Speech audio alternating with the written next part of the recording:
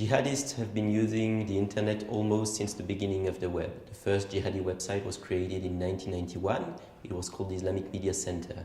Then Al-Qaeda created its own website in 2000 and its own media house production in 2002. It was called As-Sahab. Then there was a new generation of website, actually of forums. So that's the switch from Jihad 1.20 to Jihad 2.0. That is to say, a much more collaborative use of the internet by jihadists. And much more recently, jihadists started using social media like Facebook or Twitter.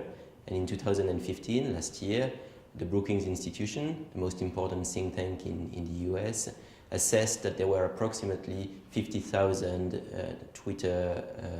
ISIS-related Twitter accounts. Well, jihadists first and foremost use the internet as a propaganda tool. They depict themselves A, as a terrorist group, B, as a guerrilla movement, and C, as a state in the making, especially for, of course, the Islamic State, Daesh. But they not only use the internet as a propaganda tool, but also as a very precise operational platform.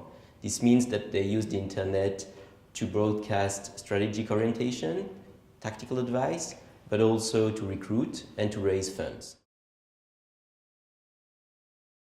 Three different techniques have been used so far to try and tackle online jihadism. The first one is blocking or censorship.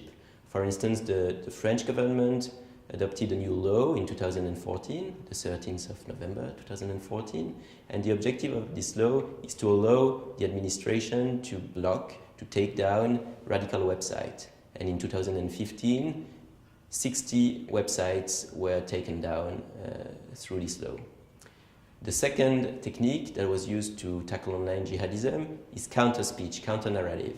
The idea is to deconstruct the jihadi ideology, the jihadi message, and to try and foster a counter-message. This was done through governments. For instance, the French government launched a campaign called Stop Jihadism, Stop Jihadism. And it is also done by private actors like NGOs or even just citizens who want to do something against online jihadism. And then the third technique is infiltration. This is done, of course, by intelligence agencies, and the objective is to know what jihadi do online, who they are, but also to disrupt their networks.